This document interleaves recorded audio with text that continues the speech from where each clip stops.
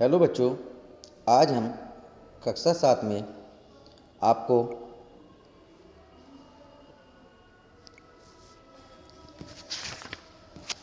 जहांगीर और शाहजहां का काल ये पढ़ा रहे हैं। तो इसको ध्यान से सुनेंगे और देखेंगे। जहांगीर अकबर के बाद और जहांगीर के बाद शाहजहां, ये दो शासक जो न्यायप्रिय शासक थे, अपने उत्तरदायित्व को ईश्वर के प्रति अपना कर्तव्य मानते थे। सुशिक्षित, सुसभ्य प्रजापालक थे। उन्होंने अपने अपने पिता से प्राप्त साम्राज्य को सुरक्षित और संपन्न रखा। इस कड़ी में जहांगीर 1605 से 1627 ईस्वी तक शासन किया। जहांगीर अकबर का पुत्र था। उसके बचपन का नाम सलीम था। अकबर के नवरत्न अब्दुल रहीम खानखाना से सलीम ने तुर्की तथा फारसी भाषाओं का ज्ञान प्राप्त किया। अकबर की मृत्यु के बाद 1606 ईस्वी में सलीम का राज्याभिषेक नूरुद्दीन मोहम्मद जहांगीर के नाम से हुआ। गद्दी पर बैठते ही जहांगीर को सर्वप्रथम अपने पुत्र खुसरो से विद्रोह का सामना करना पड़ा। जहांगीर ने खुसरो को आगरे के किले में नज़रबंद कर लिया, किंतु खुसरो कैद से भागकर लाहौर पहुंचा और जहां उसने सिखों के पंचम गुरु अर्जुन देव से अपनी सेना के लिए आर्थिक सहयोग प्राप्त किया। शाही सेना से खुसरो की सेना प्राप्त हो गई। खुसरो की सहायता के कारण गुरु अर्जुन देव को मृत्युदंड दिया गया। सिख गुरु की फांसी जहांगीर के लिए नीति विरुद्ध कार्रवाई सिद्ध हुई, क्योंकि इससे सिखों का जो तब का एक शांतिप्रिय समुदाय थे मन खट्टा हो गया और वे साम्राज्य के शत्रुओं के रूप में परिवर्तित हो गए। जहांगीर की सबसे बड़ी सफलता मेवाड़ के साथ युद्ध का अंत था। जहांगीर ने मेवाड़ पर आक्रमण के लिए अपने पुत्र खुर्रम, जो कि शाहजहां को भेजा।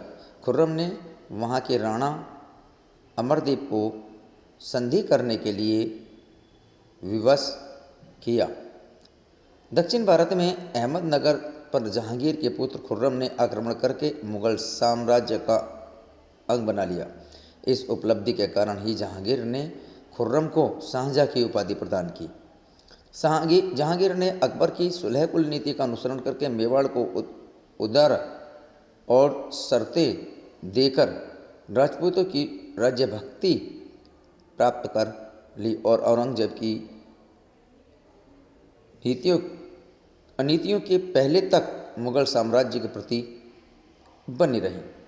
जहांगीर ने कई शक्तिशाली सरदारों एवं राजपूतों को ऊंची पदवी दी, जिससे उसका साम्राज्य और अधिक सुदृढ़ हुआ। जहांगीर एक ऐसा व्यक्तित्व था कि जो लोगों के हृदय पर विजय पाने का प्रयत्न किया करता था। उसने अपने विरोधियों को सामान्य रूप से क्षमादान कर दिया, बंदियों को मुक्त कर दिया और न्याय की प्रसिद्ध जंजीर लगवाई, जिसे कोई भी बजाकर सीधे बादशाह की फरियाद कर सकता था। उसने कई घोषणाएं भी की, जिसमें उसके राज्य के लोगों ने अच्छे आचरण की प्रवृत्ति को विकसित किया। जहांगीर कला एवं साहित्य का प्रेमी था। वह स्वयं विद्वान था। उसने फारसी में तुजुक ए जहांगीरी नामक आत्मकथा लिखी। उसने उद्यान लगवाने का भी शौक था। जहांगीर चित्रकला का बड़ा कुशल पारखी था। वह एक ही चित्र में विभिन्न चित्रकारों को द्वारा बनाए गए मुख, शरीर, पैर अलग अलग पहचान सकता था कि ये किस कलाकार ने बनाए हैं। जहांगीर के शासनकाल में पुर्तगालियों ने अपनी व्यापारिक स्थिति मजबूत की।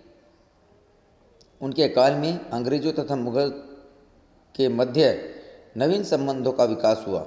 जहांगीर पुर्तगालियों और अंग्रेजों का नजरअंदाज नहीं कर सका, क्योंकि उन दोनों की नौसेनाएं सुदृढ़ थीं।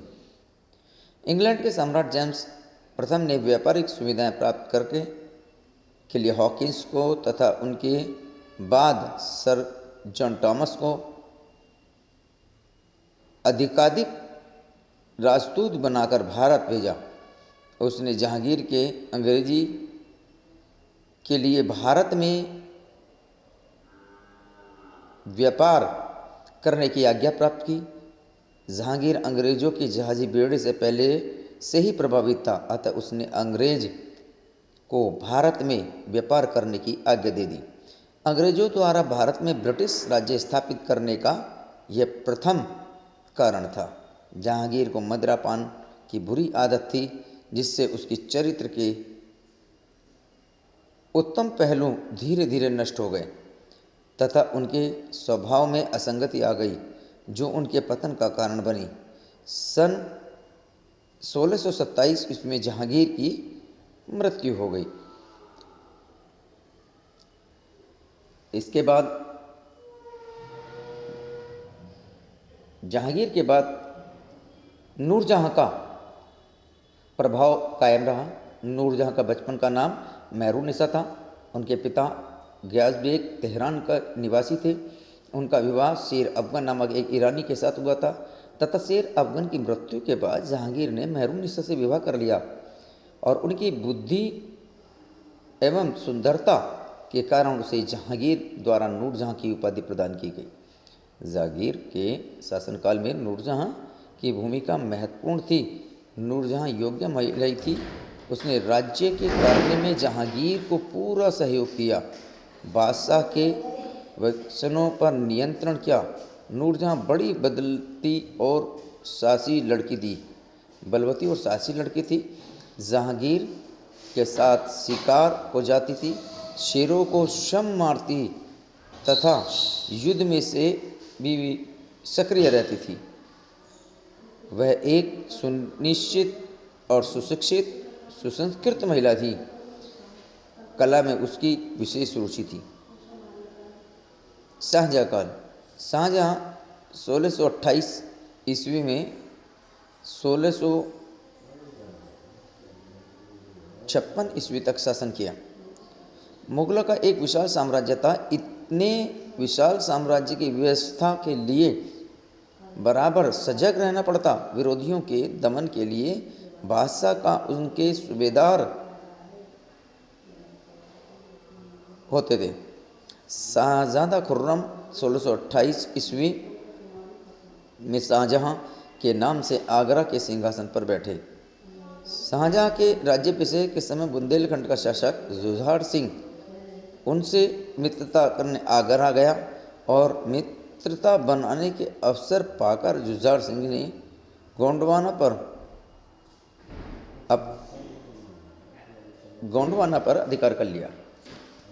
बादशाह ने इस विद्रोह को शीघ्र ही दबा दिया। दक्षिणी विजय के अभियान के अंतर्गत सबसे पहले मुगल सेनाओं ने अहमदनगर पर आक्रमण किया और उनके साम्राज्य को अपने राज्य में मिला लिया। इससे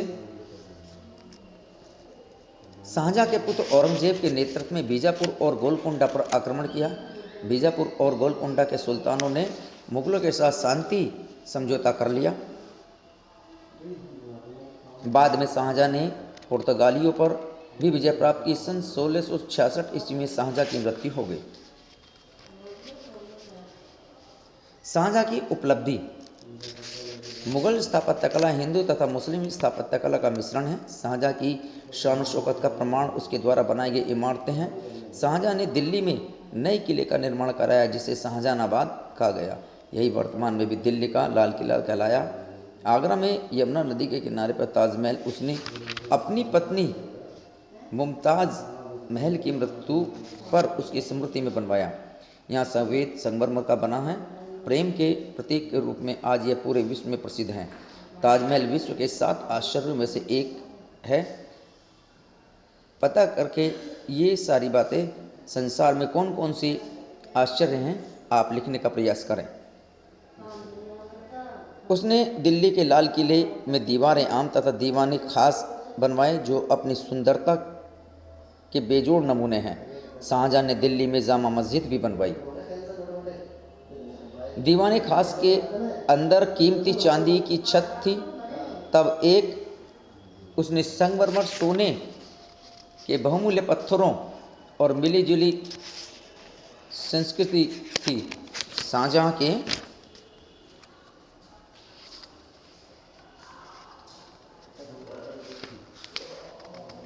काल में आगरा में जामा मस्जिद का निर्माण कराया गया।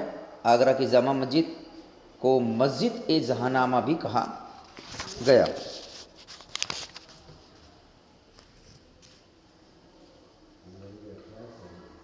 बहुमूल्य रत्नों से जड़ित मयूर सिंहासन तख्ते ताऊ शाहजहाँ ने बनवाया। विश्व प्रसिद्ध कोहिनूर भी इसमें लगवाया गया।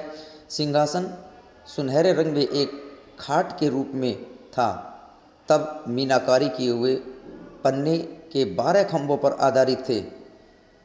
प्रत्येक स्तंभ पर रत्नों से जड़े मयूर थे। प्रत्येक जोड़े पक्षियों के बीच हीरे, पन्ने, लाल मणियां तथा मोतियों से आच्छादित एक वृक्ष था। मयूर सिंहासन को सन 1739 में नादिर शाह लूटकर ईरान ले गया। साहित्य की दृष्टि से शाहजहाँ के समय में फारसी, संस्कृत तथा हिंदी भाषाओं में उच्च कोटि के ग्रंथ लिखे गए। उनका पुत्र दारा शिकोह संस्कृत का विद्वान था। उसने उपनिषदों का संस्कृत से फारसी में अनुवाद किया। इसमें जो पाठ में कुछ महत्वपूर्ण शब्द हैं, शब्दावली, उनको समझिए। मनसबदार, मुगल अधिकारी को दी जाने वाली ऐसी पदवी जो मनसबदार कहलाती थी और वह मनसबदारी व्यक्ति कहलाता था। मकबरा, बादशाहों की कब्र के ऊपर बना हुआ स्मारक, वो कब्रगाह यानी मकबरा बनता था। पैमाइश, भू सर्वेक्षण के लिए की जाने वाली भवनों, खेतों, ज़मीनों आदि की नाप को पैमाइश कहा जाता है। इसमें कुछ प्रश्न दिए गए हैं। इन प्रश्नों के उत्तर हमने लगा दिए हैं किताब में, और कुछ प्रश्नों के उत्तर हम अभी बता रहे हैं। जैसे पहला प्रश्न है, जहांगीर के बचपन का नाम क्या था? जहांगीर को पहले बचपन में सलीम के नाम से जाना जाता था। दूसरा है, जहांगीर ने खुर्रम को कौन सी उपाधि प्राप्त की दी और क्यों?